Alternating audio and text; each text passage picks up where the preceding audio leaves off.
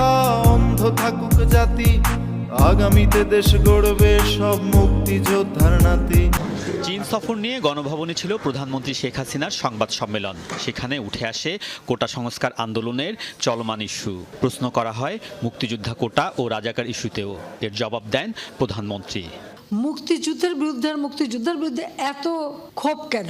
মুক্তিযোদ্ধাদের নাতিপুতিরাও পাবে না, তাহলে কি রাজাকারের নাতিপুতিরা পাবে?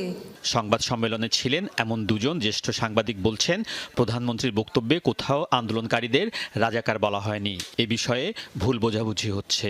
তিনি এইভাবে বলেন নাই যে যারা আন্দোলন করছে, যারা বিশ্ববিদ্যালয়ে পড়ছে, যারা দাবি জানাচ্ছে তারা রাজাকারের সন্তান, এটা তিনি কখনোই বলেন নাই এবং তার কথার মধ্যে কোনো প্রাসঙ্গিকভাবে এই প্রসঙ্গ আসে নাই। তিনি কাউকে ওই অর্থে আলাদা করে কেউ রাজাকার কেউ মুক্তিযোদ্ধা সেই দৃষ্টিভঙ্গি নিয়ে কথাটা বলেননি। কেউ তাদেরকে ডেলিভারেটলি উদ্দেশ্যমূলকভাবে বিভ্রান্ত করছে। প্রধানমন্ত্রী তো তাদেরকে রাজাকার বলে নাই। জ্যেষ্ঠ সাংবাদিকরা বলছেন, ভুল ব্যাখ্যায় কয়েক ঘন্টার মধ্যে পরিকল্পিতভাবে আন্দোলনকারীদের মাঠে নামিয়ে যে স্লোগান দেয়া হয়েছে তা লজ্জাজনক।